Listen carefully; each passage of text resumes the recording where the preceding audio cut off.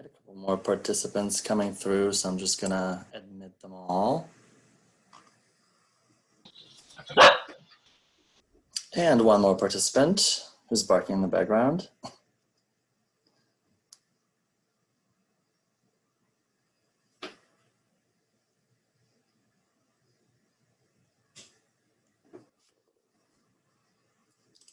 All right, just a couple more minutes to give everybody a chance to come in, get settled.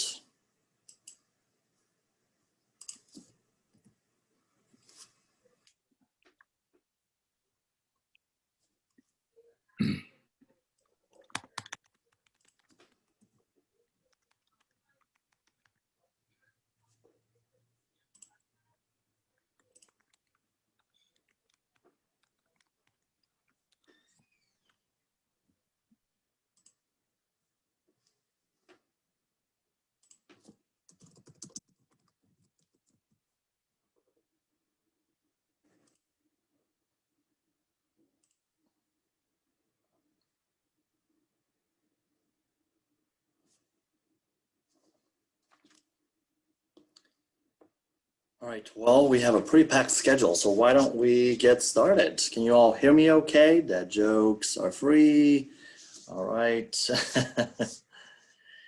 All right, hello everyone, and welcome to the second annual Emerging Professionals Showcase sponsored by Central Ohio's chapter of ATD. My name is Mihailo Zakrzewski, and I'm absolutely honored and privileged to be your host and facilitator today.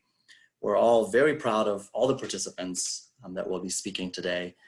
They worked very hard, so we know they will do just great. A big shout out to Kara North, whose commitment to supporting emerging professionals in learning and development is a true inspiration to us all. Kara is an incredible L&D professional and a forward-thinking instructional designer with an impressive array of achievements and a very big, kind heart. And that's why we all love her. A big thank you to our coaches today for volunteering their time to provide meaningful feedback to our presenters. It is all very highly appreciated. Another big shout out to Sammy Chan, who designed all of the sessions, marketing and promotional materials. Sammy loves bringing stories to life with her skills in graphic design, illustration, and copywriting. And she is phenomenally good at that. A couple of housekeeping items also today. Please keep yourself muted unless you are the presenter. If you have a question, please utilize the chat feature, which I know you're all doing. You guys are amazing. What an amazing group of professionals today. In the chat feature, I'm also going to send everyone the agenda, which was also attached to the invitation for this event. Part of the importance of this event is for all of us. Is to give everyone really an opportunity to make meaningful professional connections and continue to network and collaborate beyond this session. So I'm going to send an editable Google Doc in the chat feature as well for you to share your email and other information for all of us to stay connected and continue working after the session. Another guest joining. Perfect. All right. I'm going to send those links in a minute here. And you see them on the screen as well. You can all hear the audio, so that's perfect. All right, are we all ready to get started? You all excited?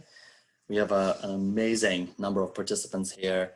And oh, whose dog is that? She's so cute, or he is. So cute, Ellie, yeah, that's your dog.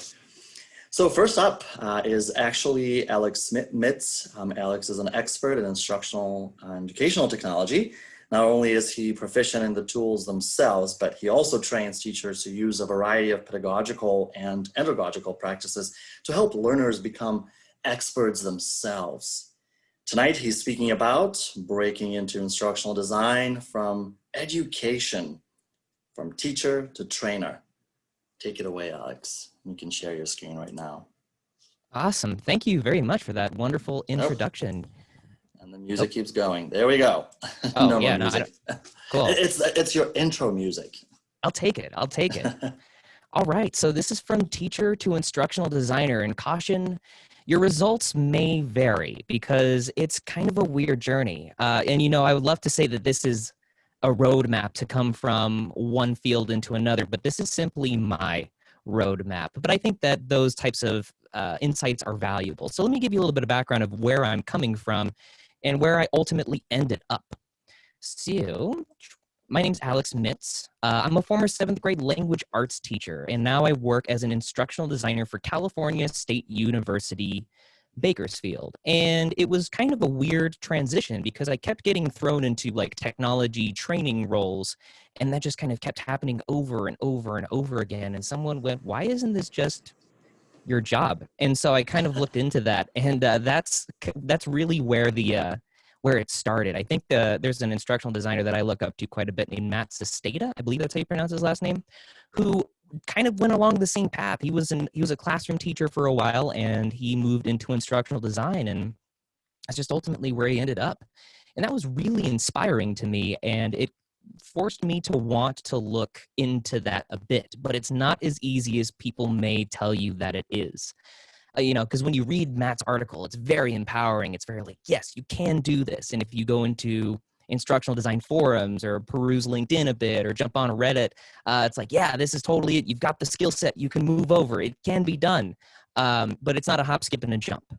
It does take work. And that's kind of what I'm here to talk about today, is to hopefully put in your mind that it can happen, but you've got to be ready to achieve it. And I think among instructional designers here, you're already there. But if you have friends or if you aren't quite in the field yet, or if you're looking to make a jump, this is my journey in that regard. So I think a lot of it started off on Reddit. I love Reddit. Reddit's one of my most browsed things in my lifetime. I've spent more time on Reddit than I've spent engaged with other human beings, I'm sure. But it can be both good and bad. There's a lot of good advice on Reddit. Don't get me wrong. Reddit's a fantastic place to learn more, to ask questions. The instructional design community is, hit and miss on certain regards. But as far as things go, it's a great place to get information. With that said, take what a person says on the internet with a grain of salt. Because moving into instructional design from being a teacher is a logical jump. It's about the transference of knowledge and how you do that, how you best, the methods to best do that very thing. But once again, I'm going to reiterate that it's not the easiest path in the world. It is the logical one, but you've got to be willing to work for it. And moving on from that, you've got to be obsessed or be average. And that's a harsh reality that some people don't like to hear, but you must. Because as a teacher, free time is something that you don't come upon very often between lesson planning and grading and stressing yourself out about how tomorrow's going to go, or beating yourself up about how the day went or why you just didn't connect with that one kid.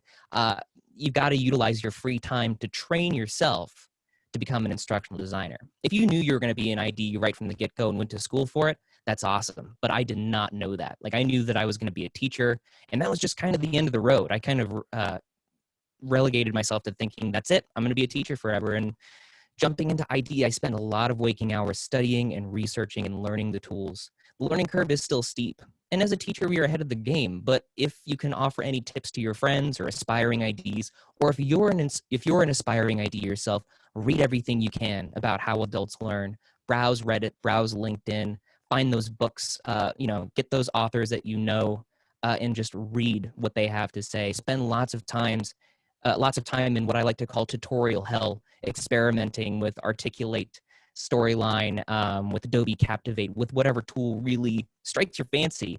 But you've got to set aside time every day, even if it's as little as an hour, maybe 30 minutes, to just kind of get your feet wet with the tools and the concepts and just the professional culture of instructional design. You got to do it. You've got to put the time in, because I know a lot of people who say to themselves, oh, I'm going to do this thing. And it's not even instructional design necessarily, but it's a very casual, I want to do this. And it's a very real pain that they feel when they just don't magically end up there.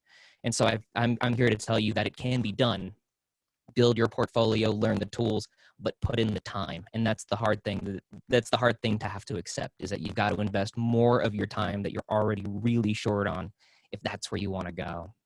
But with that, There is hope. I don't want to be a Debbie Downer the entire time. I know that I'm talking about working hard and developing grit, but it can happen. It happened to me. You know, that was literally my face when I got the job interview and then got the call going, hey, you want to come be our instructional designer? Yeah. The cool thing is that there is no additional schooling required if you have the experience and build the portfolio. If you went to school for it, that's awesome. But a lot of jobs, especially nowadays, are really more concerned with what you can do and proving that you can do it. And this goes for lots of fields, especially in the realm of technology. If you want to be a web designer, start building things. If you want to be a writer, start writing things. If you want to be a composer, start composing things. If you want to be an instructional designer, make trainings. Make your portfolio, build the tools, even if it's for an audience of 0. Your employers really want to know that you can walk the walk. And a piece of paper can tell someone that you can do that, but more importantly, some real artifacts really help. And most of the skills I picked up along the way as a teacher. So if you're in that same boat, if you come from an educational background, you're closer than most, and you're probably closer than you think. But the real takeaway is if you can self-start, if you can sit down and go, you know what, I'm going to commit an hour right now to doing this thing, you can do this. And I'm not promising easy, but I'm promising possible. And I think that's one thing that I would have liked to have heard a little bit early on. I got a lot of like, attaboy, you know, go do it, but not a lot of tangible, like, yes, you specifically can do this. So if you've got those qualities, if you've got a background, if you've got a self-starting personality, if you're resourceful in how you learn, you can do this, I promise. But I'm just not promising easy. And one of my favorite quotes, I believe, from Louis Pasteur is chance favors the prepared. I believe it's the guy who invented pasteurization, if I'm not wrong. Preparation plus opportunity equals success. Check your LinkedIn and check the job boards because you don't know what's coming up. I think I applied for my current position, at the beginning of last school year or something, or at the end of, it was a long time ago. So it was like August of last year. And I've been in my new role for about 3 months now, but I got the call literally 8 months after applying, just because they drug their feet and for some reason there was bureaucratic tape on hiring their new ID. So, you know, if you're ready and, you know, there's nothing wrong with applying, apply to everything, take those contracts, apply to those jobs, take whatever opportunities you can, connect with those people, you know, respond to somebody on LinkedIn because you never know that how those minute or those really small interactions can open doors, you know, later down the line. And just taking a chance, really, you know, if there's nothing to lose, then just go all out and really build that portfolio. Seriously, it really helps. It really shows that you're serious about this jump. And if you're stuck in a place you don't want to be, volunteer for things that will help you get out. Going back to my time as a teacher, I was often the technology trainer for teachers who just weren't ed tech savvy. And I was like, yeah, I'll train somebody how to do that. Yeah, I'll do this thing. Yeah, I'll speak at this local conference that we're doing. Does it pay? No, but I can throw it on a resume. I can spin it into something that shows others that I am serious about this craft and I'm serious about this field. So, you know, it's hard to say yes for things that are going to take up your time and yield no extra cash. But if you really think of it as an investment in yourself, I'm living proof that those investments pay dividends down the line. So I think this is probably close to the end because I know I have a finite amount of time. If you fail to plan, it's really just a plan to fail. Once again, please obsess over this. If you're really serious, obsess because it is yourself and you get the one chance, you get the one life, you get but I'm not going to say you get the one career because I'm proof that you don't. You know, sometimes people just fall into things, but this is not one of those times. I got this gig because I deliberately worked on myself and worked on my skills and worked on getting something like this. So have a plan, make a schedule. If you learn best in the morning, wake up an hour earlier and go through some tutorials, get help, reach out to people who know more than you. You're never going to get better if you're just going to hang around people who don't inspire you and can't teach you things. Actively seek that stuff out. And, you know, tread lightly on the internet. I know Reddit can be a scary place sometimes, but use it to your advantage. Filter through the garbage, take what you can, or, you know, flip that around. Take what you need, give what you can, utilize all opportunities you can, and be wise enough to know the difference between garbage posts and gems of knowledge. And I think that's where I'm going to wrap up because that's my time. Thank you very, very, very much. Thank you, Alex, for your passion and the love for educating others. And I'm going to borrow that quote, obsess, because your dedication to yourself and your professional development and growth, and also being open to feedback and being open to learning all the time is what makes a difference. Thank you so much for that passionate presentation. I'm actually an ESL instructor, and I come from, I have a very similar journey actually with you, from ESL instructor to instructional designer and facilitator. So that presentation was very meaningful to me in that way. Thank you so much. So our coaches have their feedback form. I'm just gonna share it here as well, just in case. And the chat feature. All right, let's see. It would help if I shared it with everyone. All right, I'm also gonna share our agenda just to make sure everybody has everything they need. And I'm just gonna let this participant in real quick. All right, but he's in here. I'm also gonna drop a link to the networking doc where you can drop your information for everybody to be able to connect with you later. So that's where you can leave your email, your LinkedIn account, Twitter, and then we'll be able to continue collaborating after this event. Well, next up is Nike Amandi. She's a truly inspirational and gifted educator, instructional designer, and e-learning specialist. Tonight, she will be speaking about something we all care a lot about these days, is how to enhance wellness while working from home. And the floor is yours, Nike.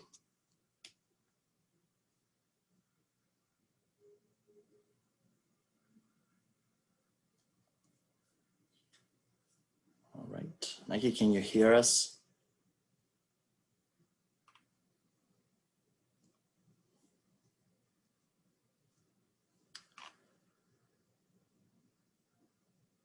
All right, there's some amazing discussion going on in the chat while we're all waiting. So take advantage. Thank you all for participating so actively today. All right, maybe we have some technical difficulties. I wonder if we should go to the next presenter and then come back. Yeah, let's do that. All right. Okay. If you want to know more about how to grow your career, you've got to ask the expert in the field, Alejandra Santos, who is a creative educator and an active learner herself. She's passion-driven, and her passion and curiosity send her traveling around the world. So how many countries so far, Alejandra?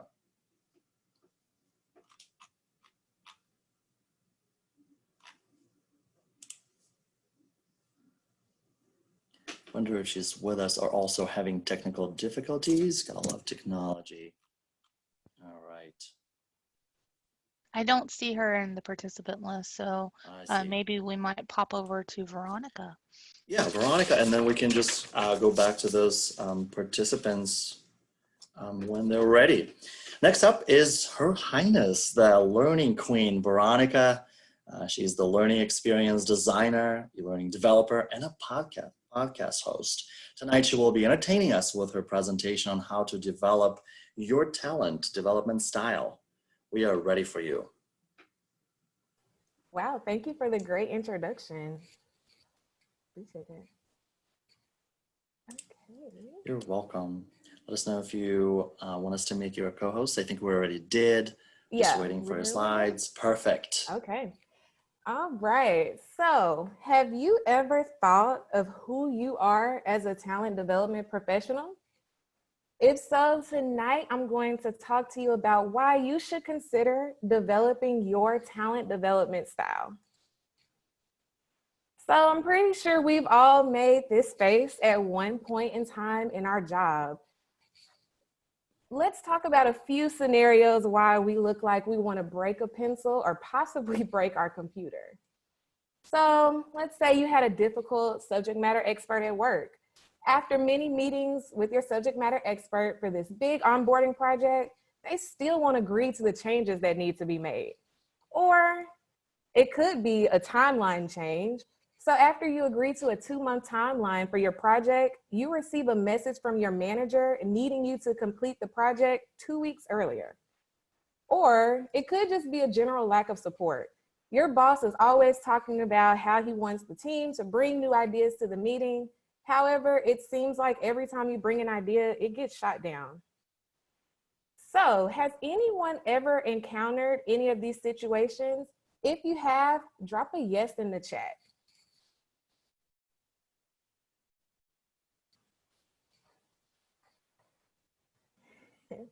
Lighten up a little bit. Okay, I'm pretty sure we've all encountered these situations. And if you're not careful, these situations can cause you to lose motivation for your job or just the field in general. And it can just make you frustrated. So I'm gonna tell you a little story kind of about my experience. I remember how excited I was when I discovered the field of talent development and specifically instructional design. I was working in human resources as a generalist, and I just knew that wasn't the job for me long term. And so just to get a little bit more information about talent development and instructional design, I started following all of the thought leaders on LinkedIn just to kind of get a little bit more information. But one thing I started to notice was that it seemed like people kind of didn't like the job. There was just a lot of frustrations. A lot of people weren't able to create what they wanted. It just seemed a little negative. So I started to get concerned. I was thinking, is this really the field that I want to go into? Why does everybody seem to not like it? And upon further research, I just realized it seemed like people had kind of lost a little bit of motivation in the field just because it has continued to change and they just weren't able to be as productive as they wanted to be. So I realized that I needed to learn who I am or who I want to be as a talent development professional so that I can ensure that I was successful in my role. And so I know you're thinking, okay, that sounds good, that's great. So if I want to develop my talent development style, how would I go about it and why should I even care? So the first step is to determine what attracted you to this field. Were you one of the people that fell into talent development unexpectedly? Or has this always been your dream career? There's something that initially attracted you to talent development, so it's very important for you to explore what that was. What really made you say, yes, I'm gonna take that job, or yes, I wanna make that career pivot? The second step is determine why you stay in this field. Why do you keep doing your job? What motivates you to get up every day and do the work? There are thousands of jobs you can choose from, but there's something about talent development or instructional design or corporate training that gets you up every day.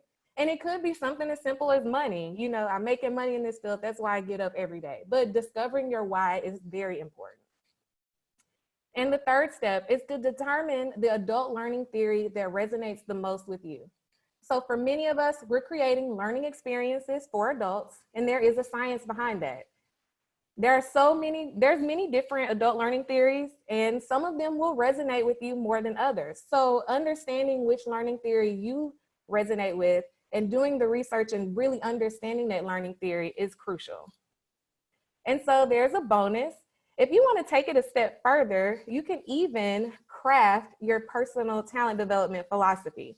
And so the simple definition of philosophy is just a way of thinking about the world, universe, and society. So if you want to kind of take that further and really develop who you are, you can craft your philosophy. And so if you want to learn more about this, I suggest you listen to Nyla Spooner's podcast, I'm New Here. Episode 8 really goes into detail about the purpose and how you can craft your own. And so now, after kind of understanding the steps, have you ever, let's just answer this question again. Have you ever thought of who you are as a talent development professional? If you have, just drop a quick yes in the chat. If that's something you've never really thought of before, drop a no in the chat.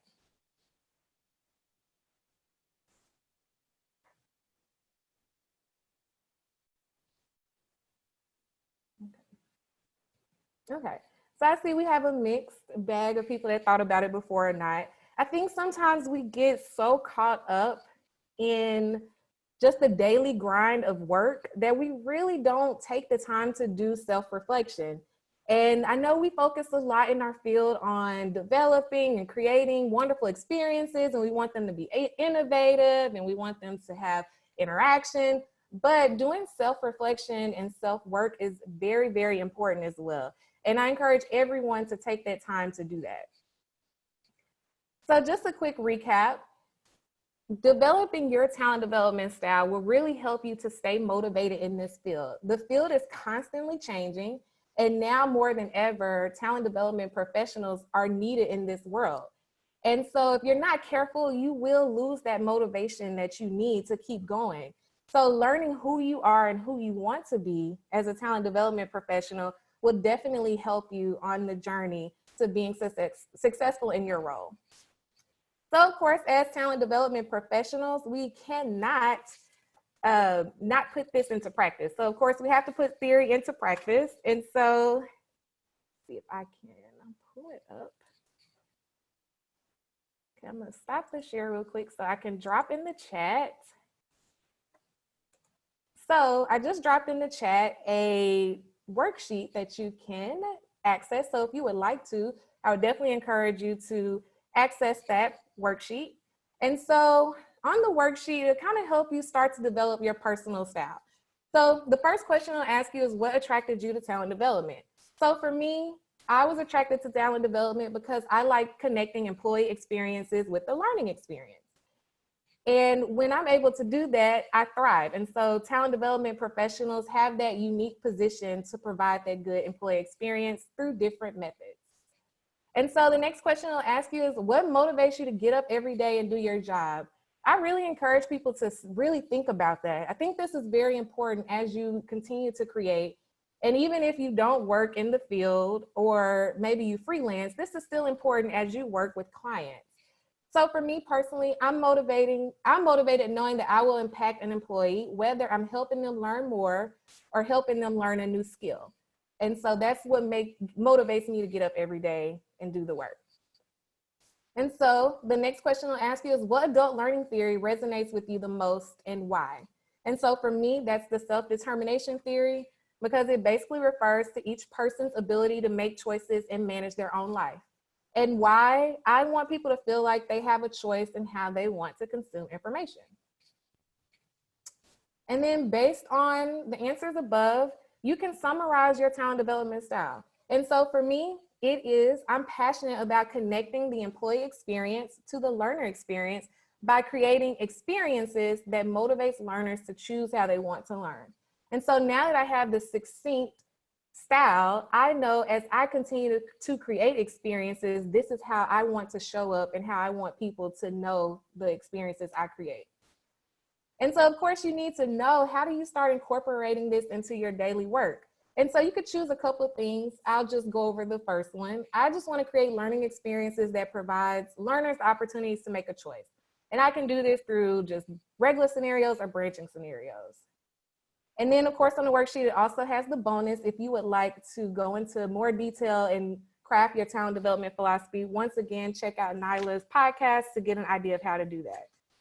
So you are going to face frustrating moments at work. We're all going to have those moments where we kind of want to throw in the towel or just completely shut down. But when you develop your personal talent development style, you will have that motivation to keep going, because you can put in small elements of your style in any program or learning experience that you create.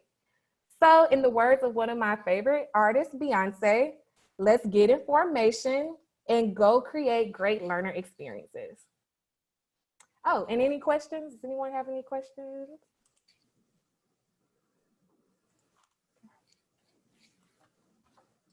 I have a question. Okay. Hey, Veronica. Hey. So self-determination theory, where does that come from? Oh, no. Is this a test? I guess I asked for the question. That's totally an Alex Salas question, by the way.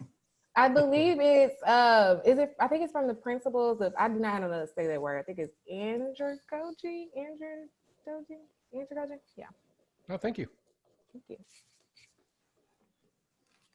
Any other questions? All right, well, thank you, everyone. Thank you, Veronica. This was absolutely amazing. I just gave a presentation today about developing your a positive personal brand. And so this kind of goes together with that, except in the L&D world. So this was extremely helpful.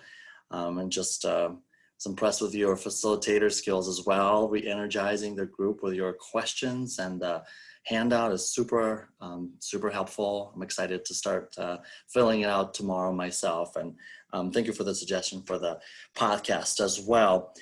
Well, next up is Sarah Hill, who is an incredibly talented learning and development professional. And before we do anything, is Sarah here? I am here. Ah, there we go. Sorry, love your background. I'm on the beach. You're in the field. All right. Well, my background's relevant too, so you'll see. Let me. Mine too. You can't see my face because the sun has already set. So, so let's start over. She is truly an incredible and talented learning and development professional, an instructional designer, and tonight her presentation is going to wow you. Starting with a background and continuing with more specifics.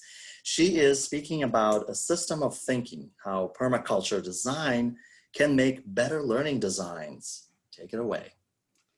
Okay, so let me get to sharing my screen. And there we go. Can everybody see? Yes. Excellent. So I'm here to talk to you about how permaculture and permaculture design can make better learning designs, and it is through thinking about systems.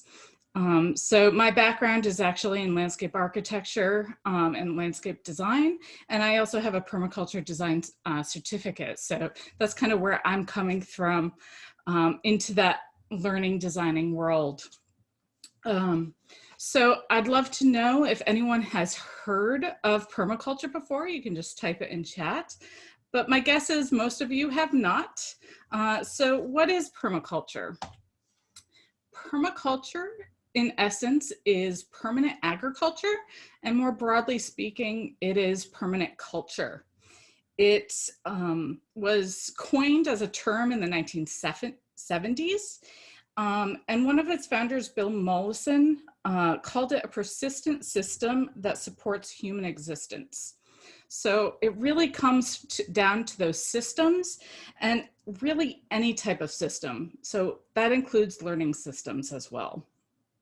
It is also a framework of thinking and a framework for processes. And it's really about those connections and relationships between different elements and components within design. Some of its history is that it comes from systems and design thinking, as well as ecological design thinking. And even further back, really pulls from indigenous cultures and society and how they interacted and with their environment. Of course, it's not the only way of thinking or the only approach to design. It's just one way. But what's really nice about it is that it's not static. It is very much a dynamic, evolving process, and very iterative in nature. So that said, the core of permaculture has 3 ethics, which we're not going into today. And it has principles that support those ethics. And different permacultures have different perspectives on those principles, but they kind of all revolve around the same kind of thing. And David Holmgren has 12 principles, and he was one of the other co-founders of permaculture. So we're going to get into these a little bit further along the way, but at this core of permaculture, it really spirals out and touches on both invisible and visible systems. So everything from tools and technology to education and culture, governance, policy, land stewardship, really it can touch on everything. And what's really nice is that it's is very iterative. And so when you're working in one system and working to grow that and doing positive feedback, it really spins out and spirals out and touches on other systems that you can then build and work on those as well. Kind of like building a course and having that course then affect how a curriculum, how a business, etc. So it really kind of pulls out from there. So really permaculture is just another tool that we can have in our tool shed, just like any iterative design process that we're used to, like an agile or agile ADDIE approach to design. Okay. So let's talk about the design process. We usually get a design or a project in hand, and we kind of think of it oftentimes as a blank slate. But it really is a bit more than that, because with our stakeholders, there's some assumptions that come with this project. There's our own business goals and personal goals for a project. So all of that kind of bleeds into this, making it not quite a blank slate. But we do, of course, have to take it a little further before we fully engage that design process. So here is the learning landscape. And in the learning landscape and in permaculture, the first principle of design is observe and interact. So just like the analysis phase of ADDIE, we really want to get into what we see in the environment that we're going to be designing for. And in this environment, we're going to be taking a look at climate, weather patterns, the sun, water, resources and how they cycle, and also the users of the environment. And we want to take all of that into account. And then from there, we can start making our decisions.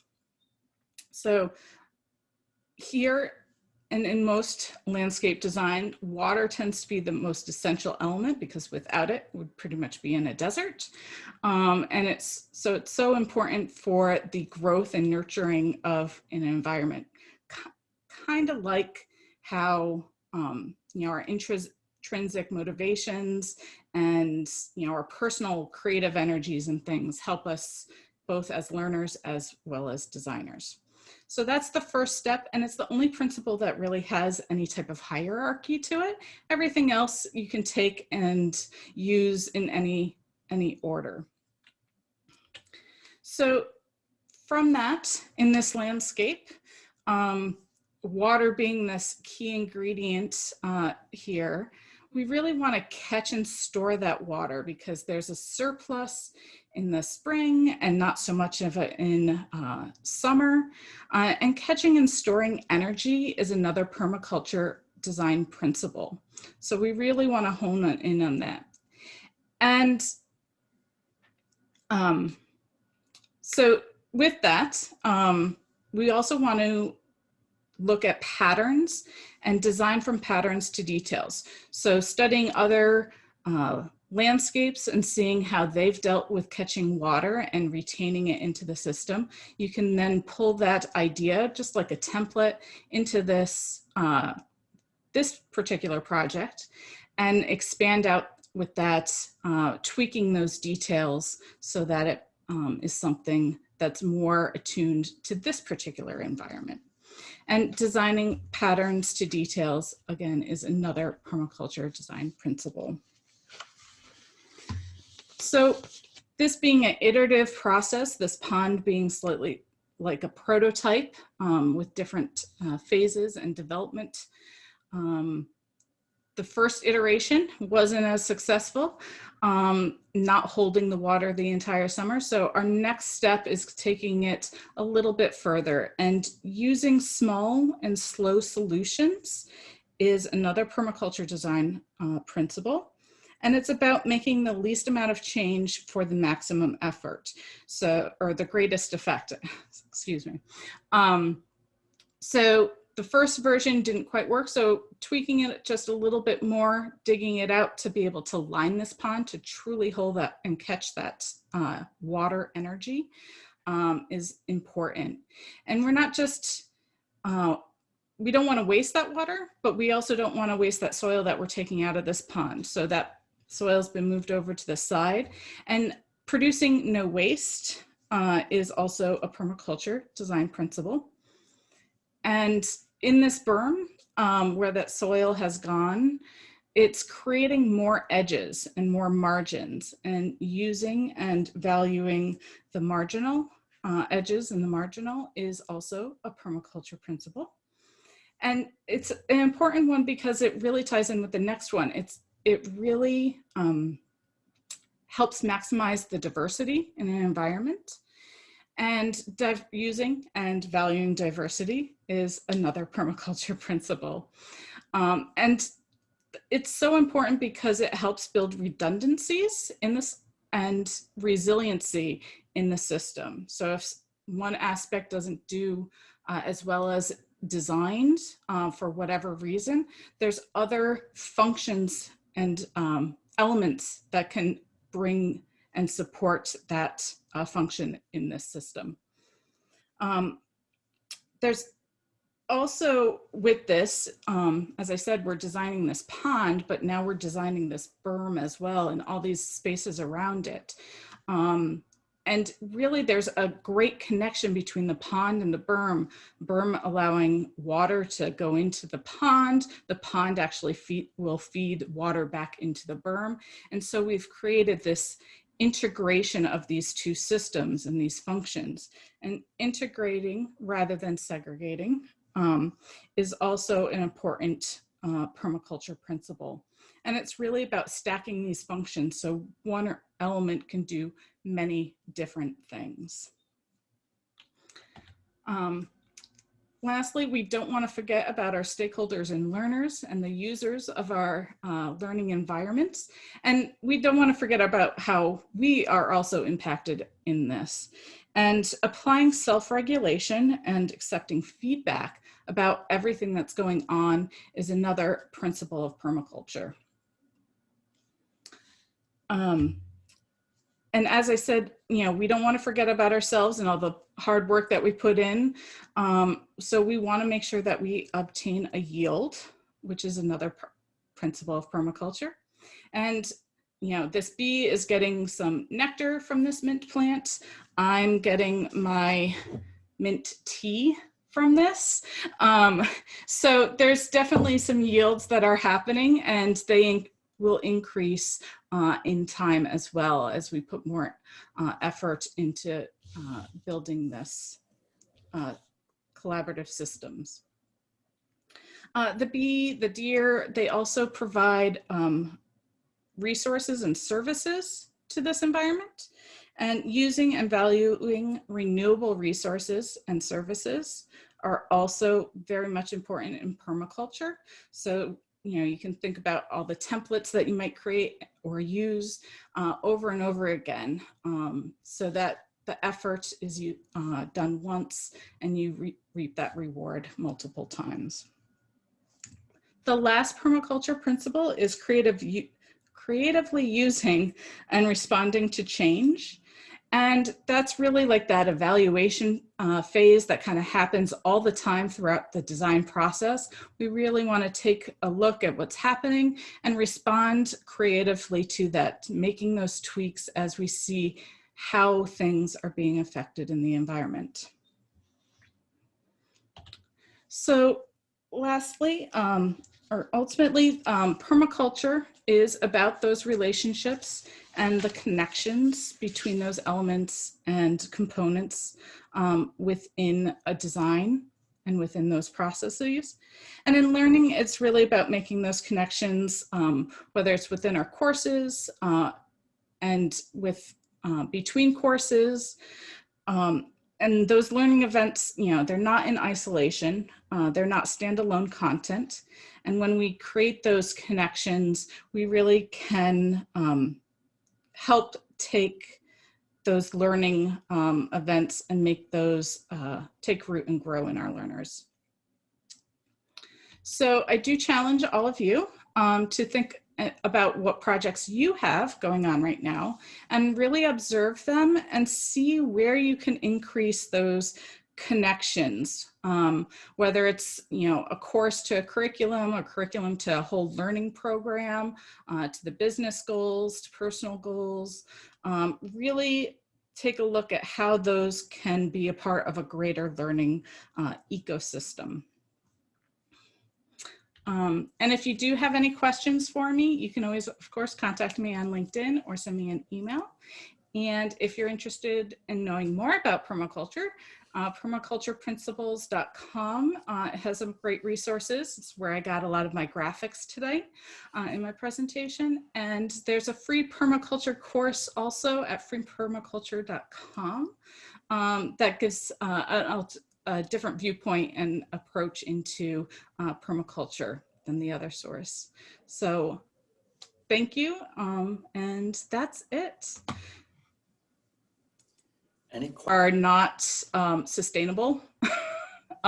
There's, hectares and, hectares of like just one crop and things like that. And say corn, you plant corn for like 2 or 3 years and then the ground that it's on is not usable for corn anymore, unless you're doing like high pesticide, so it's also considered a regenerative agricultural approach, so that everything that you're doing in permaculture is, the idea is that you are healing the earth at the same time.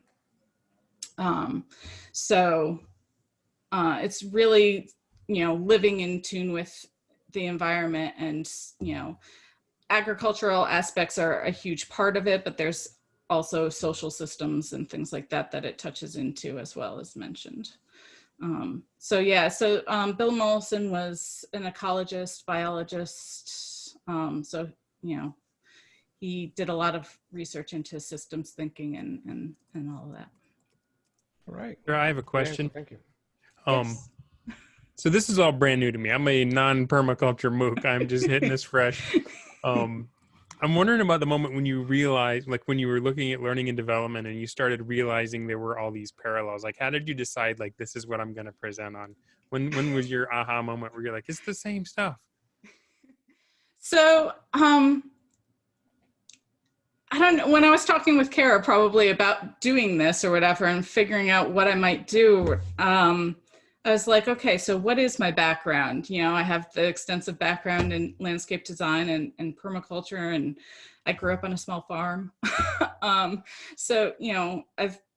very much been rooted in that. And I always did sustainable designs, and I always tried to connect things or whatever. And I guess that's always been my process. Like, how can I connect what I already know to what I am doing now? And since I'm doing instructional design work now, I'm like, so how do I connect that? How is it? And then I realized when I read further into it a little bit, I'm like, oh, systems thinking, that really touches on both. And so that was how I came to blend those for tonight. Perfect. Well, I'm a little soybean and I have been nourished over the last 15 minutes. Yay. All right. Well, thank you, Sarah, and thank you, everyone, for your questions. This was truly an amazing insight, and I agree with Nyla. A lot of emerging professionals are having a hard time connecting their past experiences with what they're doing now with instructional design and how this connects to their field. But this was a beautiful narrative with beautiful slides, and so thank you so much for helping us understand how your past experiences connect to what you're doing now. This was absolutely beautiful. Our next presenter is Roxana Talif, who is an innovative learning and development specialist from a beautiful city of Bucharest, Romania. Bine ați venit. I learned this just about 2 hours ago, which means welcome in Romanian. She will provide us with a beginner's guide to unlearning. And right now, Kara will share the video file. She's joining us through the video. Hi, everyone. My name is Roxana. I am very grateful for this opportunity, and I'm thrilled to be joining the showcase. Sorry for not being able to join you live. I'm based in Europe, Romania, and for me, it's way past bedtime. But I do want to take one moment to congratulate those of you who have already completed their presentations and wish best of luck to those following. Looking forward to review the content, to get some feedback, and if you do have any questions, please reach out via LinkedIn. This session is about unlearning, and I know it may seem strange for a learning and development professional to be talking about rather the opposite. allow me to tell you how I first came across the concept of unlearning and why I think failure to unlearn is probably the biggest obstacle when it comes to innovation and adaptive change. About 2 years ago, I joined a tech company as a sales training content curator. I was managing the overall life cycle of the courses and training materials available for the employees. Now, every once in a while, a course was flagged out of date. Basically, it referenced products or solutions or concepts which were not supported anymore by the company. My responsibilities and the workflow I was following was rather simple. I would communicate the course of action, archive that course or training material, and then replace it with something that was accurate and up to date. It was rather simple when dealing with learning management systems, right? But I nevertheless wondered if it was just as simple for my audience to cope with that change. I was dealing with sales professionals, so adult learners, people who were very familiar with the concepts they were using. What I was asking them to do was to change from a sales model or from a portfolio to another overnight. I was asking them to unlearn something they trusted, something they tested and felt it was successful for them. This is the reason why I want to talk to you about unlearning, and this is the reason why I want to walk you through a couple of tips when it comes to how we can better cope with change, with innovation, and how unlearning is connected to that. First of all, we may need to contextualize a bit what unlearning is. Unlearning happens when new information contradicts something that we know. Basically, unlearning is often viewed as a step that enables complex or deep learning. Our brain simply does not have unlimited storage capabilities, right? So it is never a matter of packing in more rules and procedures. Everything we add needs to be contextualized. So unlearning has a lot to do with that. What I want to share with you next is probably the most comprehensive working definition of unlearning. It comes from Mark Bonczak, and I'm just going to give you a couple of seconds to read it through.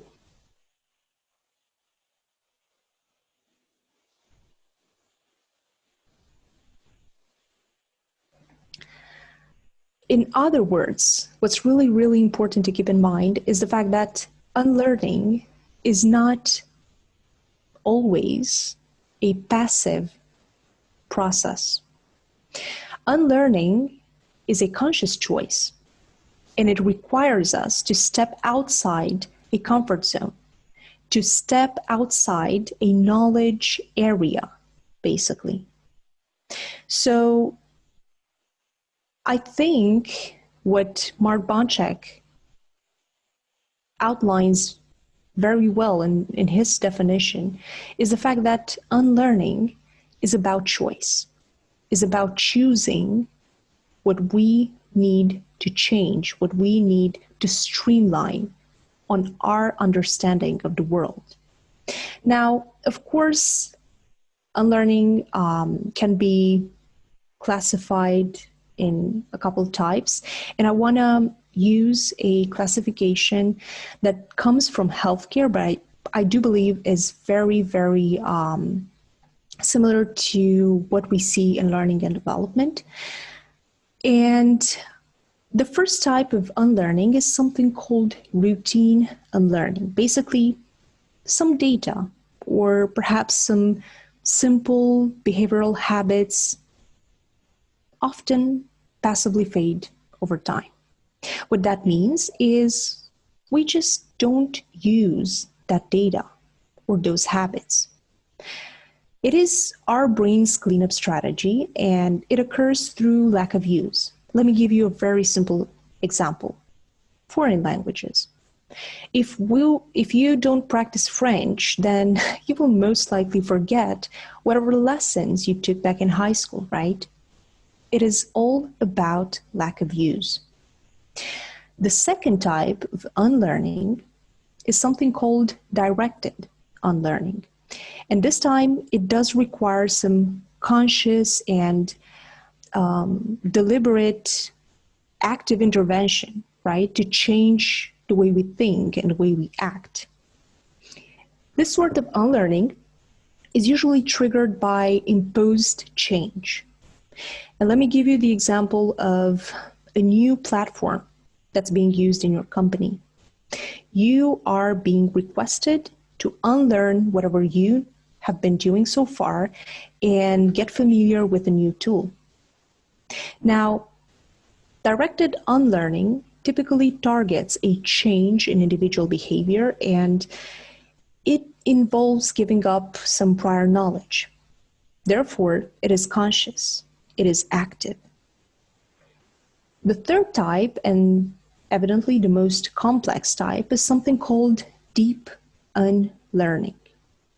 Deep unlearning occurs when one's mental model is proven to be incorrect or flawed. It reveals a gap between reality and something we thought about the world. This kind of unlearning is usually triggered by individual impactful experience. It's a very subjective and personal experience at most times. It has a very significant and challenging emotional impact, and it may lead to questioning values and even the identity of an individual. So it's not just a change in knowledge or behavior. Now, as adults, we do understand when we're required to learn or unlearn something. And even if we may not truly enjoy the process, we can still find the motivation and the discipline to deal efficiently with that. The real challenge occurs when some of that new information contradicts what we thought we knew. So in this section, I just want to help you understand when and why is someone, perhaps a colleague, a friend, someone from family, struggling to unlearn. What I'm going to share on screen is a diagram. It's a diagram, and in each section, each box of this diagram, there's going to show up a visual element. I'll need your help to determine the location of that visual element. Let me give you an example. It could be something located at bottom, top, left, or right side of the section. So what I'm going to ask you to do next is to say out loud, as fast as possible, what's the location of each element. We're going to have about 15 seconds to complete this challenge. And I'm just going to read the first line, okay, the first row, sorry. And I'm going to give you the opportunity to do the same with the remaining sections. Ready?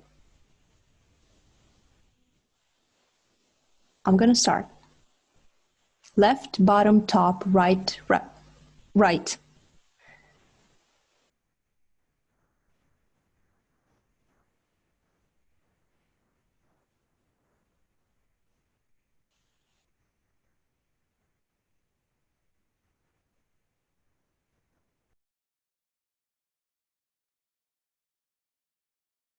Okay, time's up.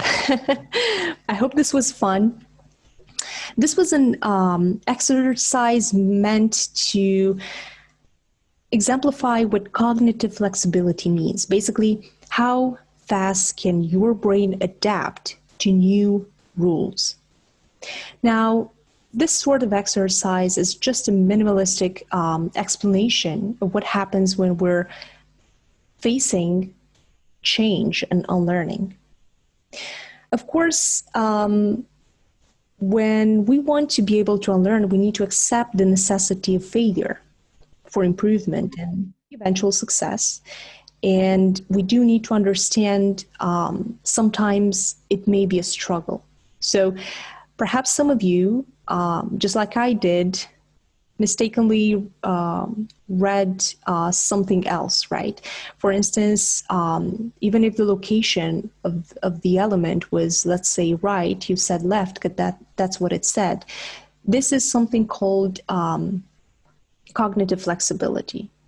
Basically, how soon can your brain adapt to new rules? Every individual has its own level of cognitive flexibility.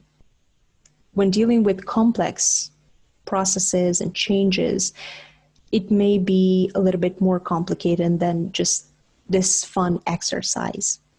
And for you to identify the moment when people are struggling to unlearn, I'm going to give you a very simple list of 3 catchphrases, which may be good indicators of someone's effort to adapt to new conditions. And the first example is something that you may hear from strong-willed individuals, someone very trustful of their expertise and understanding of a topic. It just doesn't make sense. Now,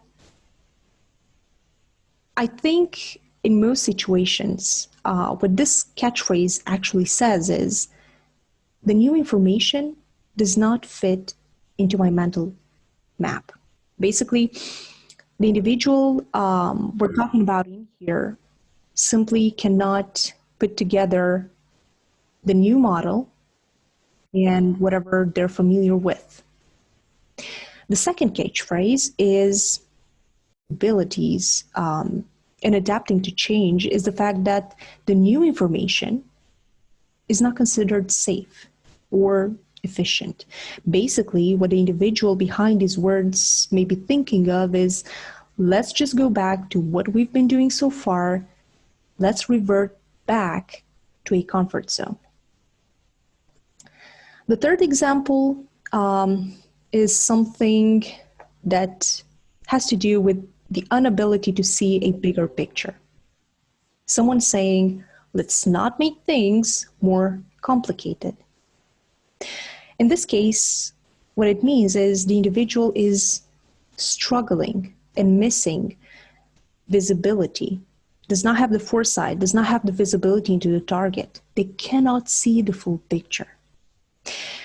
All of these 3 scenarios have one common solution, which is communicating, making sure whatever people are requested to do in terms of change and unlearning is something that they understand and something that they can contextualize.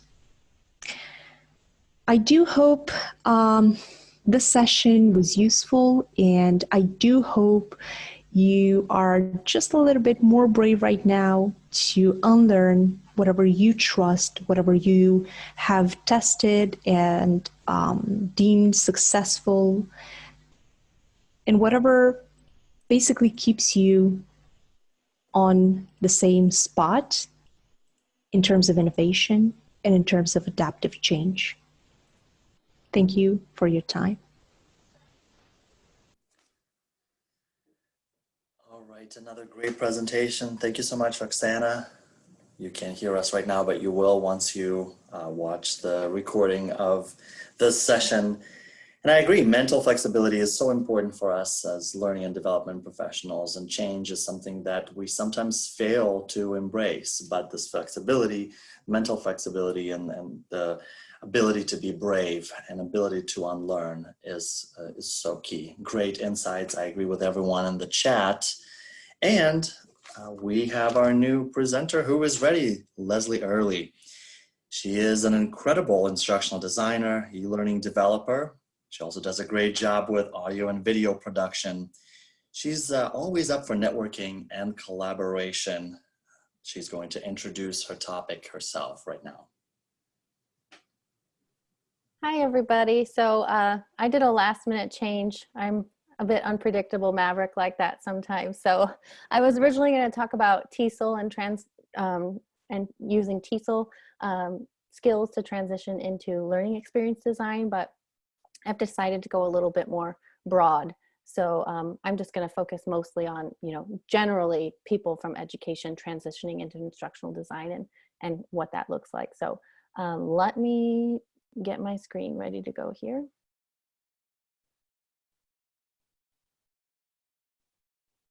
Okay, are we seeing this? Yes. So now you can go into the presenter view. Great. Thank you. Okay. Are you seeing my presentation, or are you seeing my notes? So now we see the deck of slides and also the main slides. So I'm wondering if you go to present from beginning, if that's going to start the presenter mode. Okay, let me see. Perhaps the top right part, the present, yes. Okay, and let me get that going. So now you're just seeing the slides, right? We see the slides and then the deck of slides also on the left. So it looks like it's the editing view. Really? You know what? Let me stop my share and do a new share. I think I know what the problem is. There we go. Now we can. Okay. Now we can see it. It's in the presenter Okay. view. All Okay, right. thank Good you. luck. I'm just setting one more thing up. Sorry.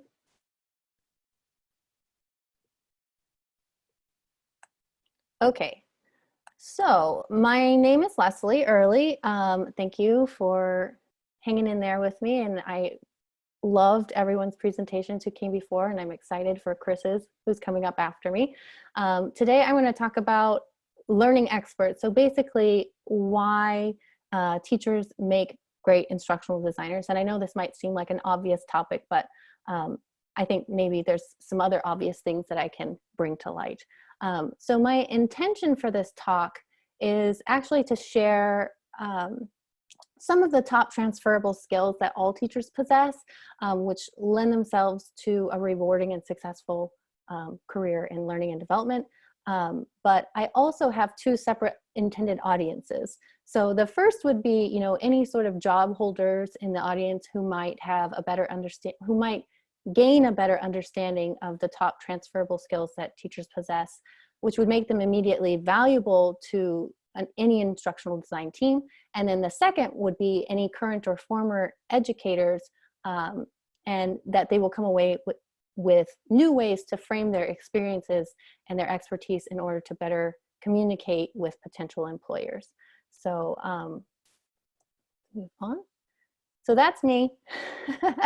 I'm an educator. I have about 10 years of experience in ESL and elementary education. I taught English in Seoul, South Korea for about 8 years. And then I taught third grade for 2 years in Hollywood, California. And, that sounds a lot more glamorous than it actually was. But so recently I just finished up my graduate degree in learning design and technology. And I'm in the process of transitioning into full-time instructional design work. And so I have been on quite a fair share of interviews with different instructional design hiring managers. So I'm starting to get a better understanding of the lingo and what they're looking for, and sort of what Nyla Spooner was talking about in the chat, and sort of learning how to kind of frame this education experience in a way that hiring managers can easily comprehend or digest, I should say. So let's see. I wanted to start off kind of getting everybody's interest or getting everybody's perception of what they think is the biggest difference between a traditional K-12 educator and a learning and development professional. So you can just type that into the chat, what you think that is, and I will give a couple of, like a minute for people to type that in.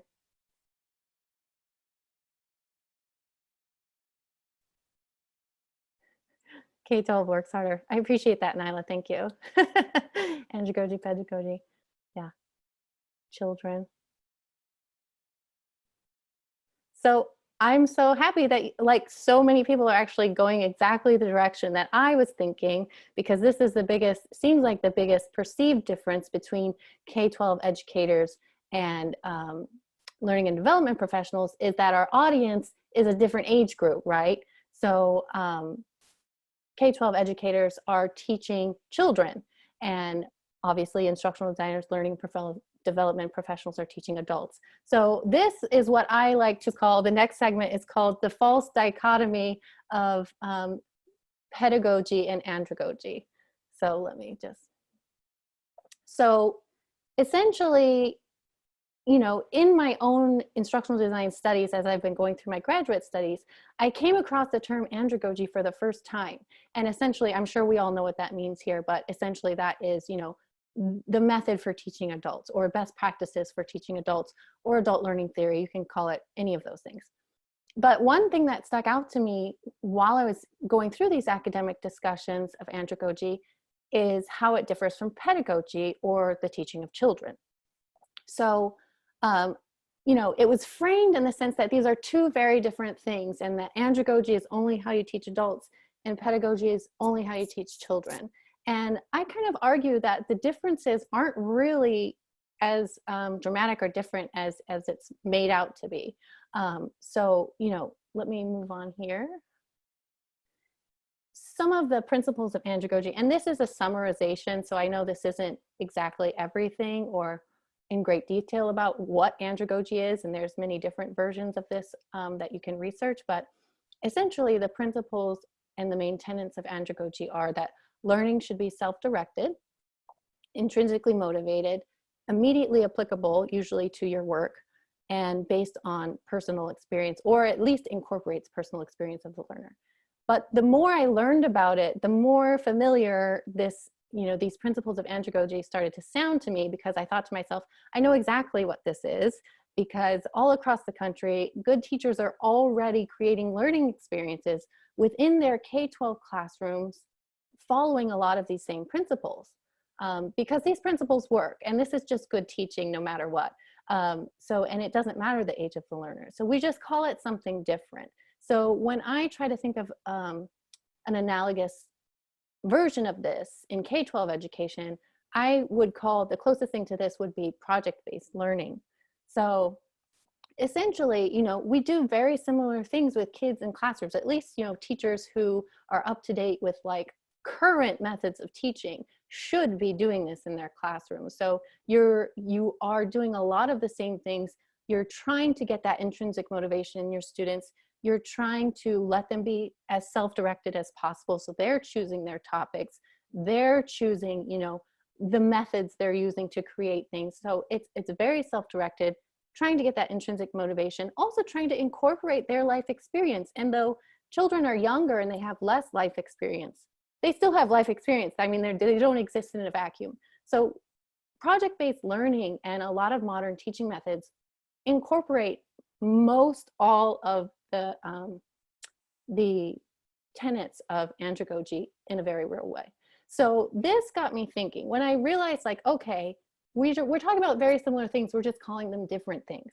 So that got me thinking that, you know, a rose by any other name, I started to think about what other things are similar, what other knowledge and skills most teachers possess that overlap with those of instructional designers, but maybe we're just calling them different things. So I've outlined just a few more here today, but I'm certain there are more. And I'd love to hear from other teachers who are making the transition or in the process of making the transition themselves, who want to talk about this more and like, you know, figure out, you know, other ways that these things are being communicated with hiring managers, I guess is what I'm trying to say. So let's see. The first one I want to go into is teachers definitely understand ROI, but the term ROI is not used in classrooms. However, whether we like it or not, it's not popular depending on who you talk to. The 2001 No Child Left Behind Act tied federal school funding to the development and administration of annual standardized assessments in classrooms, particularly 3rd grade through 8th grade. However, by passing this act, the federal government was requiring schools to prove the return on investment of federal tax dollars that are invested in the public education system. So not only the federal government does this, most states also tie state funding to the performance on these assessments, and some local school districts tie teacher salaries to it. So obviously the consequences for not administering these assessments and not improving student performance are very high. So some schools can lose their funding or be closed altogether, and teachers can lose their jobs. So I argue that due to this high stakes environment, most teachers have a visceral understanding of the need to prove that their students are meeting learning targets. And in many cases, their very livelihood depends on it. So that's what I mean when I say teachers understand ROI at a very, very basic level. We just don't call it that. The next one I have here. Oops, sorry, let's go ahead. Teachers are analysis machines. So this kind of comes out of the need to prove that our students are meeting learning targets to secure that funding.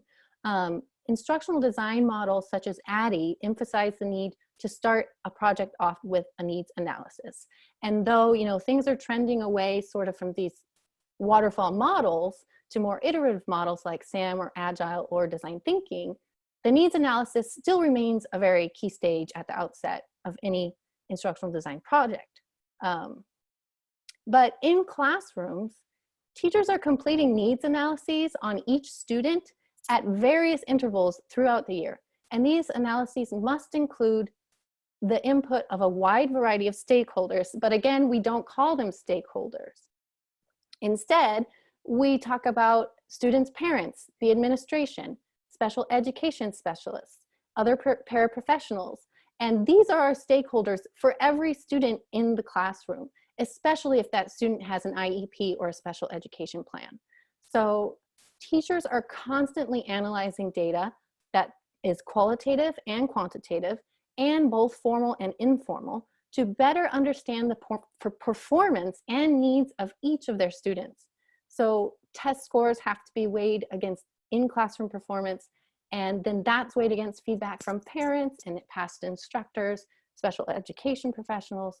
And this is all in an effort to create a learning plan that will best serve each individual student.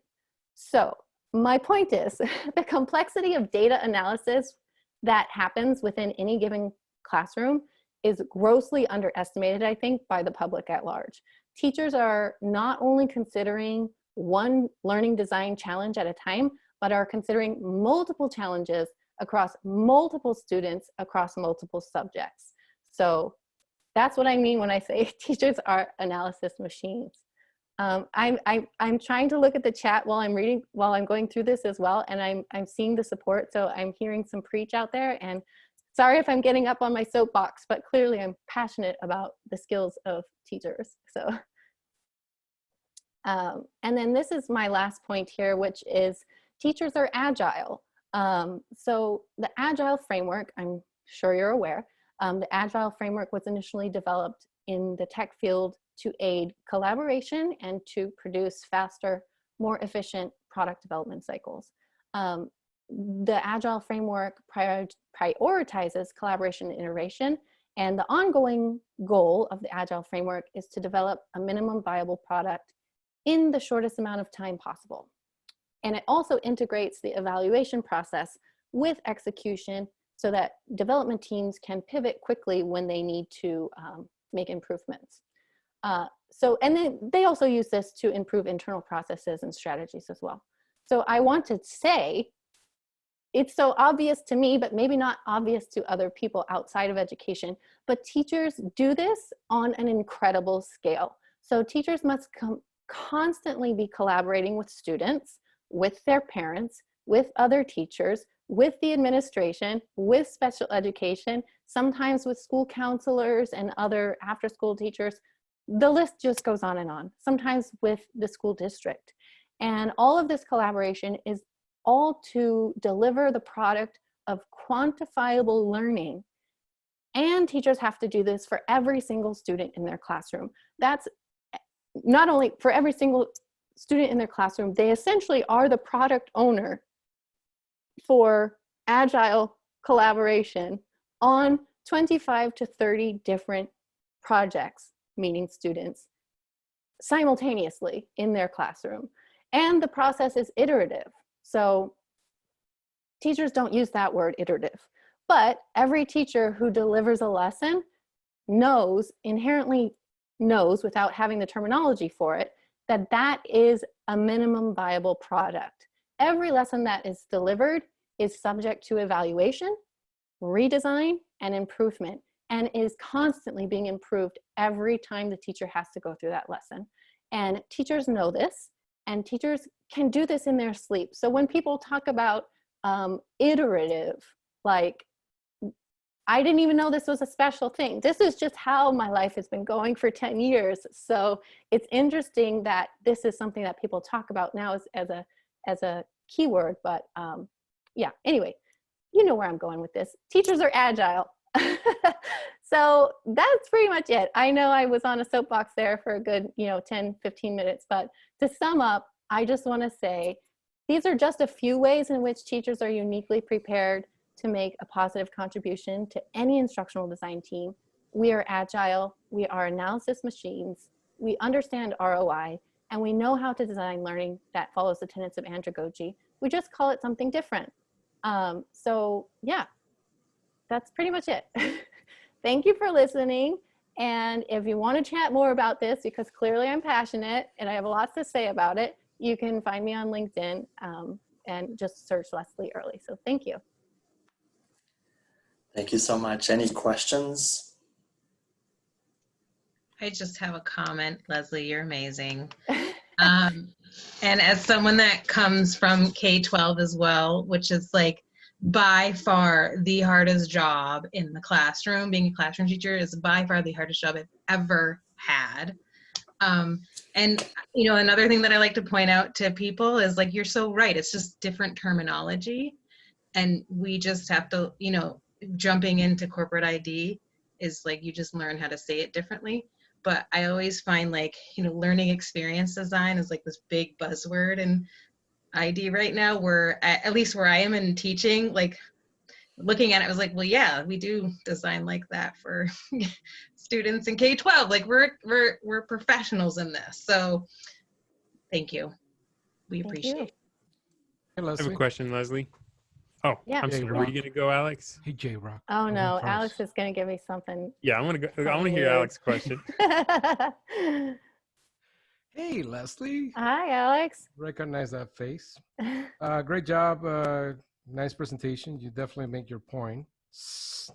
But I have a question for you. You based one of the key drivers for learning and development to make it learning and development is andragogy. It's the understanding of andragogy and how to respect adult autonomy in learning experiences, which is not something that I experience a lot in schools. So I'm going to ask you something in terms of the difference between kids and adults. How do you see social responsibility being a difference?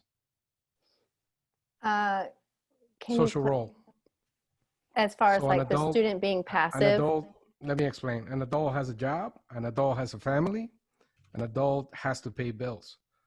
So how do you see that as being a key differentiator? Well, I think, yes, that's true. And obviously the stakes are higher for adults. But I also think that stakes are pretty high for kids right now in schools. And a lot of students are treated that school is their job. So, and the stakes are high for students, they're high for teachers. So, teachers are always under this pressure to get the results on assessments, but also try to create students who, following these principles that we call andragogy, trying to create students who have these self-directed, autonomous, intrinsic motivation that will prepare them for the job market of the 21st century. That's really what Common Core is trying to do, is trying to prepare students who are going to grow up to be intrinsically motivated learners and people in the workforce. So it's like, you know, we're trying to balance both of those things with learners coming up now, at least in the American school system. That's kind of what Common Core is trying to do. Maybe not in the best implementation, but. All right, thank you, Leslie, for your valuable insights. And, you know, as someone who also comes from education, not K through 12, but, you know, the ESL, English as a second language learning kind of classroom, I understand the struggle of trying to connect to your past experience to instructional design and facing with a lot of pushback from the hiring committees. You know, this is just a different world. No, your experience basically does not relate at all to what we're doing here. And I always look at them and think, wow. So good luck on your interviews. You did amazing, and your passion for advocating for teachers is just so contagious. It's absolutely wonderful. Thank you so much. And our next presenter is Chris Syracuse, one-of-a-kind graphic designer. Tonight, he will speak about graphic design basics, workflow, and best practices for creating custom vector assets. All right. Thank you, Chris. Thank you. Can everybody hear me? I'm kind of in a weird situation with two computers here. Yeah, we can hear you well. Okay, cool. Can I go ahead and start presenting? Yes, go ahead, please. Awesome. Thank you. All right. Let me. All right. Hello. So first of all, thank you, Kara, Mikhailo, and Sammy, and all the presenters and coaches and everyone who made this possible. This is a really cool opportunity.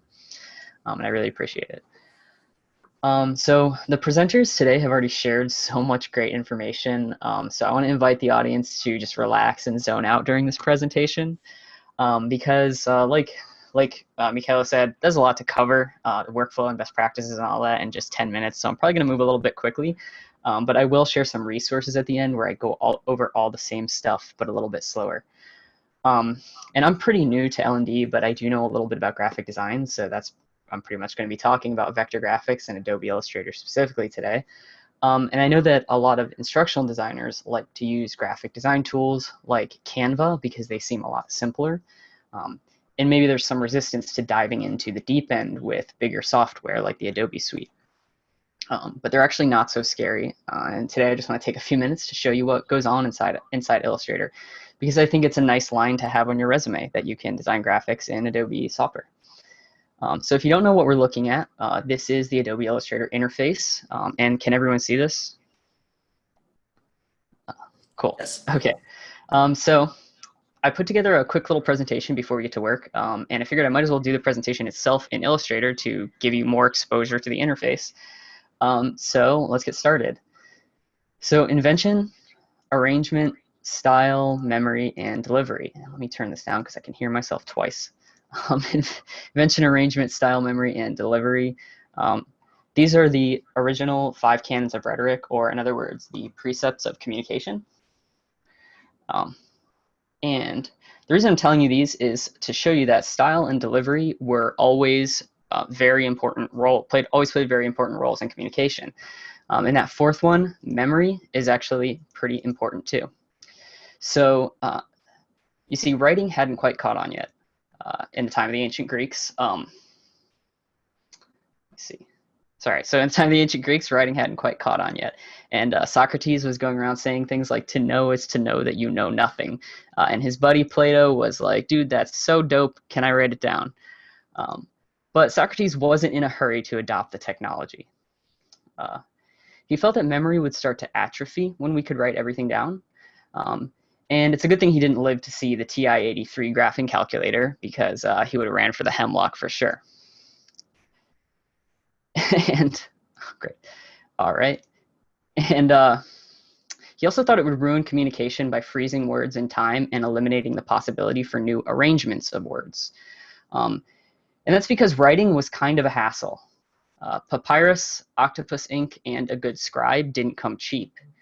Now, if you fast forward a few thousand years, we can bang out 100 words a minute on these bad boys. And that's why excellent verbal and written communication skills is on pretty much every resume and job description. See, society in the time of the ancient Greeks was an oral culture. That meant that if they wanted to communicate the idea of something like a tree, they relied on the words tree, the sound of the word tree, to elicit the characteristics of a tree in the mind of the listener.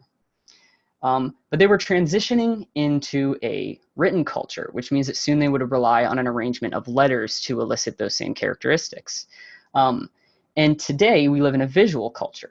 That means that when thinking of trees, most likely we're concerned with the way they look. And the easiest way to get that point across is to show, not tell. And just like the ancient Greeks were transitioning, just like writing technology was catching up as the Greeks transitioned to written culture, contemporary design tools are actually a lot simpler. They're not so complicated to learn anymore. So basically what I'm getting at is don't be like Socrates, because look what happened. He died. No, but seriously, Plato defied his wishes and wrote everything down, and we're still talking about these old dudes today. So I hope you'll consider learning a little bit about graphic design, and today I'm just going to show you how simple it can be to work with assets in Illustrator. And like I mentioned before, I'm going to be explaining my steps, but don't feel like you need to remember every detail. I learned how to do this stuff by osmosis, just by watching lots and lots of other designers. So just feel free to zone out. And at the end, I'll share some resources. So the first thing I want to do is, I'll close this, and I'll go ahead and open a new document in Illustrator. Now, Illustrator makes things easy. It gives you a lot of presets like this. And you can see here, like a large web page will preset your document to 1920 by 1080, which is the size of a web screen, or the minimum required size generally you want to design for on a web screen. So if I choose iPhone X, it's going to set my items over here, the width and height of my artboard, to the size of an iPhone X screen. And in the advanced options, it's also going to set my color mode to RGB, which is what you want to use if you're designing for a digital space. For print, you'd want to use CMYK, but we'll leave it at RGB. One thing you do want to note is that you should be designing in 300 pixels per inch. And I'll get to the idea of the difference between pixels. I'll get to like what that is a little bit later. So let's hit create. And working with Illustrator and vector graphics, it's all about objects. And please feel free to just if you want to stop me and ask questions, please feel free to. I'll try to keep an eye on the chat if I can. So working with Illustrator, it's all about objects. And the first object that you have to deal with is your artboard. So that's what this white space is right here. And I can scroll out by holding down Alt. I can zoom out by holding down Alt and scrolling. And I can move the workspace around by holding down the space bar and clicking and dragging. It's very intuitive. And so I want to create multiple graphics, so I'm going to need multiple artboards to export them on. So I can do that by using the artboard tool. And this artboard is an object, like I mentioned. You can duplicate objects by holding down the Alt key and clicking and dragging. So I've got 2 artboards now, and if I do it again, I'll have 3 artboards. So I'm just going to go with 3 for today. So I want these artboards. I like these artboards, but I want them to be a little bit shorter. So I can select multiple objects by clicking on each one, or by shift clicking each one to select all of them at the same time, which gives me this neat little bounding box where I can resize everything at once. And what I hope you're picking up from this is just that everything I'm saying should feel a little bit redundant. There's these neat little handles on the cursor, and just the visual language of the interface is actually really intuitive. There's not so much stuff you need to know that you can't gather just from kind of playing around. So now I need to fill these artboards out. And in order to do that, it's a good thing that we don't actually have to start from scratch. I'm going to go ahead and grab some assets. Carl Sagan said, if you want to bake an apple pie from scratch, you must first invent the universe. So we don't have time for that. We only have 10 minutes. So, all right. So I like to use undraw.co because the creator is super cool and the designs just kind of fit really well in a lot of layouts. This has a truly open source license where you can use any illustrations in any project, commercial or personal, without attribution. So a library like this, you just hit browse now, click on search, and search for, let's say I wanted to make a poster for remote work. Let's say I want to talk about taking breaks on my poster. I want that theme. So I could search for keywords. I'll click on the illustrations that I like, and then I would want to choose Download Scalable Vector Graphic, or SVG, and I'll talk about that in a minute. So of course, I already downloaded some ahead of time to speed things up.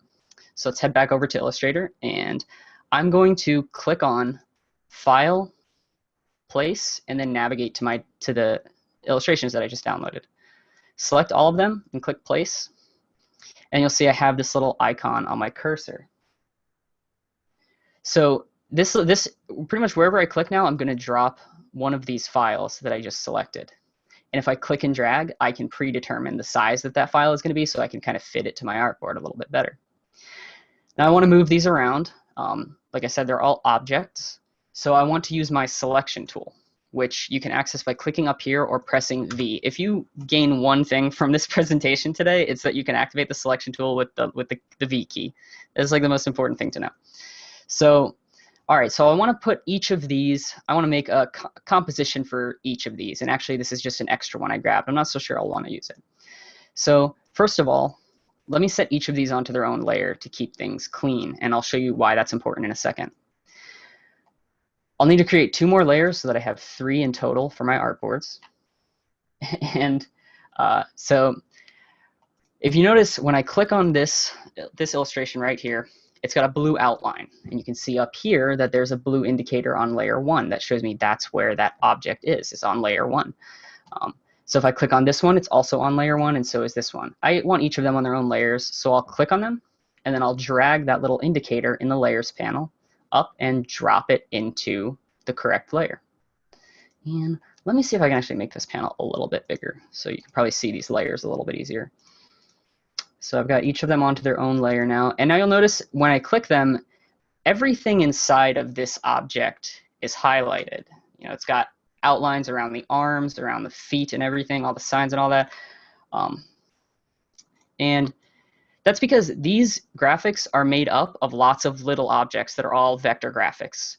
And that's another thing I really like about Katerina's designs, is they're all like clever overlays of little vector objects. So if we want to mess with any of these objects individually, these are grouped.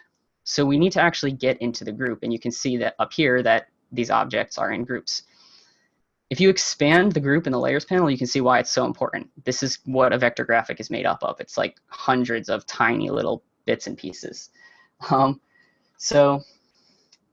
yeah, Inkscape is awesome too. I haven't had much time to play around with it, but one thing that I like about using Illustrator over the free tools is like there's just a certain level of like precision. Sometimes when you're moving too fast in free tools, it just doesn't keep up. And it just doesn't feel as tight. And when you're dealing with like all of these layers, what can kind of happen is that like you're holding a lot in your working memory, figuring out how these things are stacked. And when something goes wrong, feels like a nightmare. All right, so I just want to show you how to do a couple quick things because I probably don't have that much time left. So in this first one, let's say I want the birds to be larger. Well, if I try to click on the birds, I don't get anything. The whole thing highlights. I can't resize these birds individually. So what I need to do is enter isolation mode. I'll double click on any object in the group, and now I'm working with the group as if each object is a single item.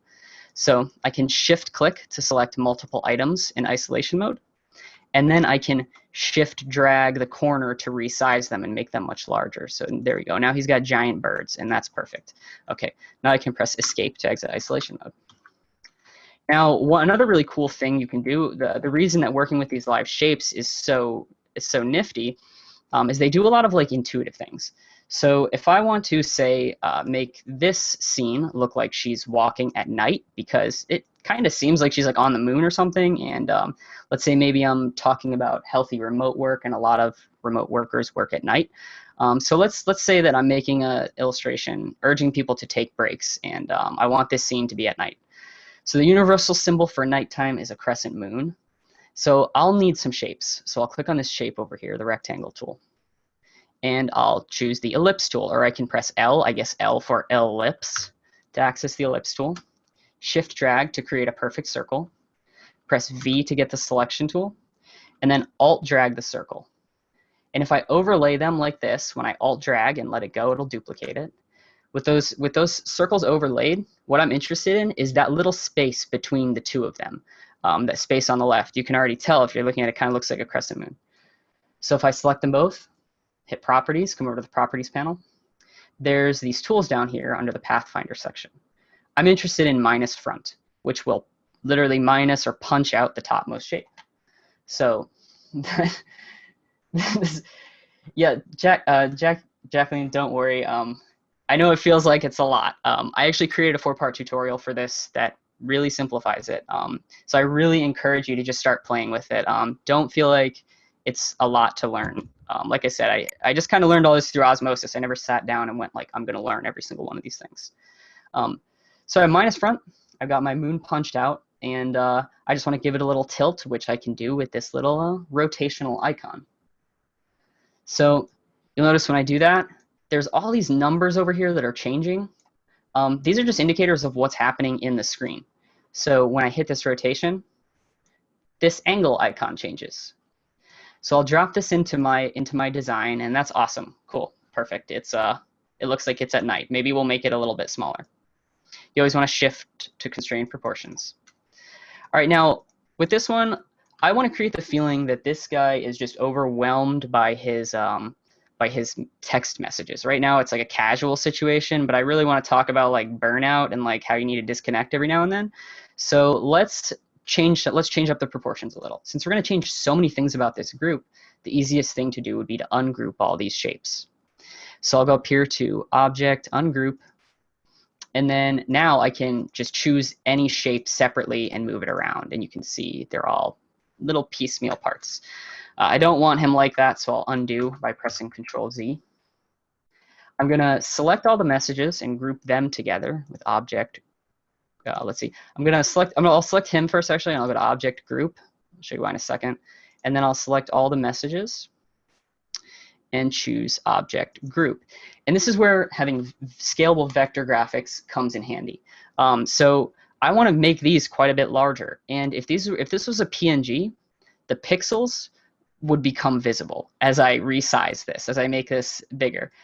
So having them in scalable vector graphic form, they're actually not images. These are like just calculations that the program is doing, and then it produces the image based on the calculations. So once you export them to PNG, then you'll have pixels, but for now we can do whatever we want to them and they won't look fuzzy.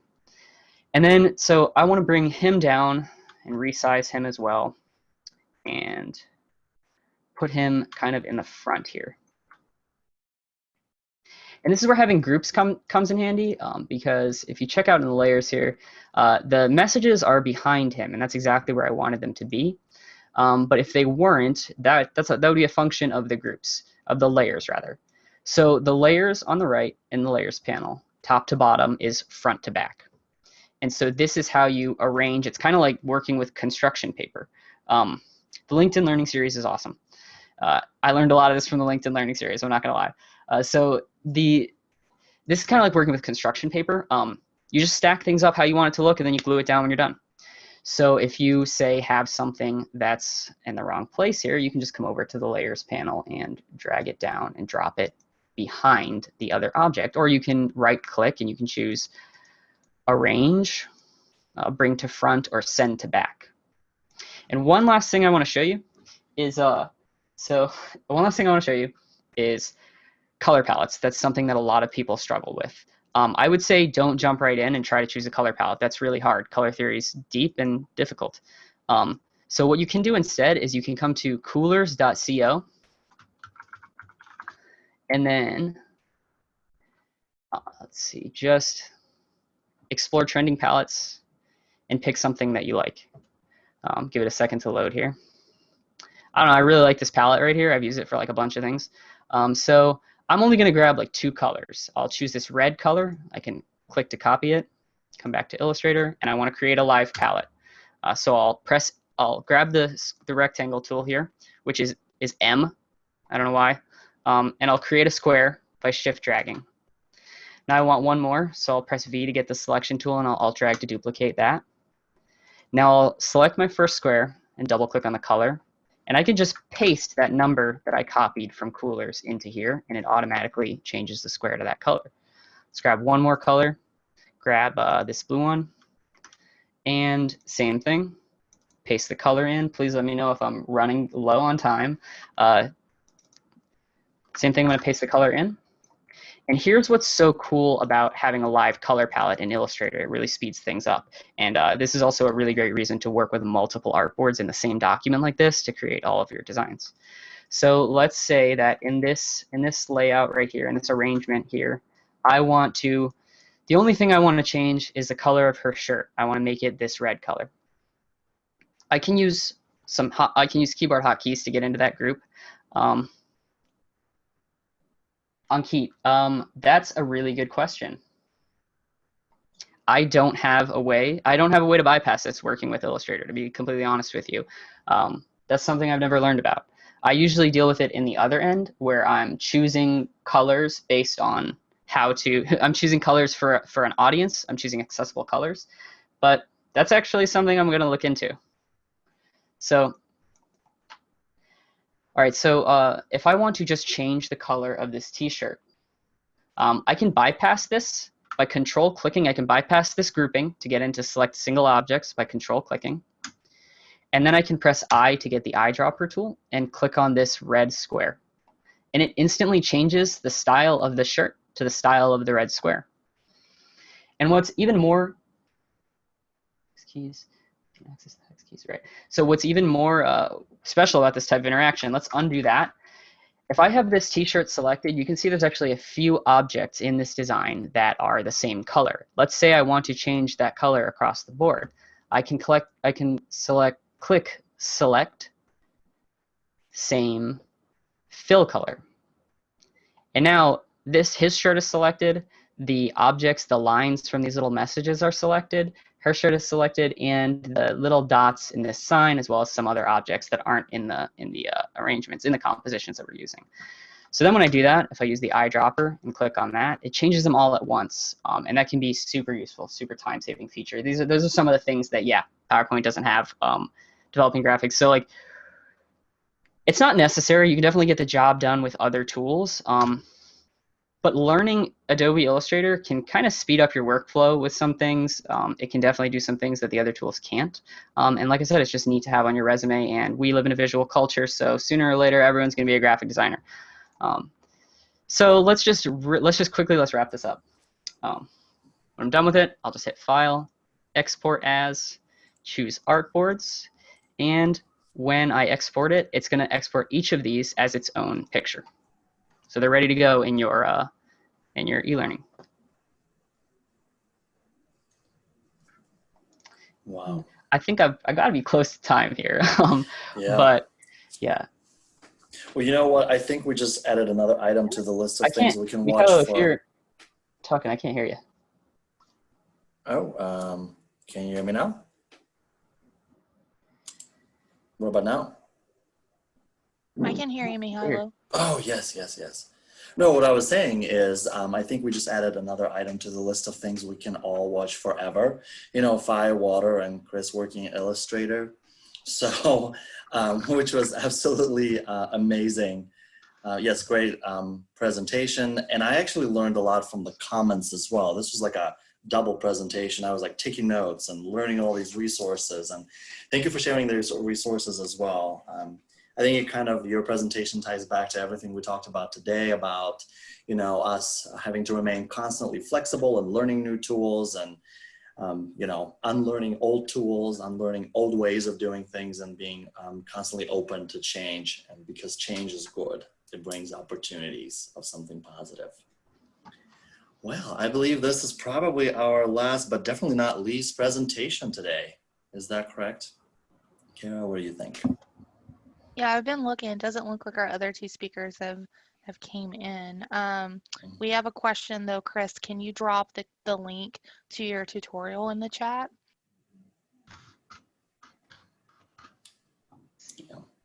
Yes. I have a question too, Chris.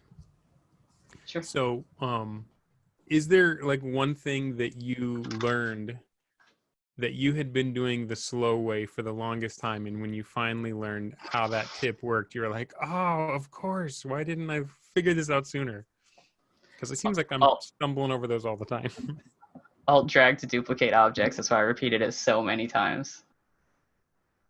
Let me see. I'm grabbing that link for you right now. Guys, I'm sorry. I didn't realize I went over so far. There's No, the it's link. absolutely I never amazing. quite got to it. No, don't worry. It was absolutely great. Yep, so if you alt click and drag on an object and let it go before you let go of alt, it will duplicate the object. A lot of times when you're designing something, you want repetition across it to make things look more uniform. So you want the same colors, the same shapes. Shift drag to constrain proportions. That's really important. That's in like everything. Shift drag in like PowerPoint, always shift drag. Control, control, you don't use control there. It would be, you can alt drag to resize from the center, but that's like. A big one for me in PowerPoint, and I don't know if it's the same in Illustrator, is if you want to group a bunch of things, Control G on the keyboard, and if you want to ungroup them, Control Shift G. I use that all the time, taking things apart and putting them back together quick. Yeah, it's the same thing in Illustrator. Grouping is super important. That's why I got into that with the layers in the beginning. You get a big mess when you're working with vectors. So keeping them grouped is really important. And that is the same shortcut. I just didn't share it because that's like a lot of information. You can find it by kind of clicking through the interface.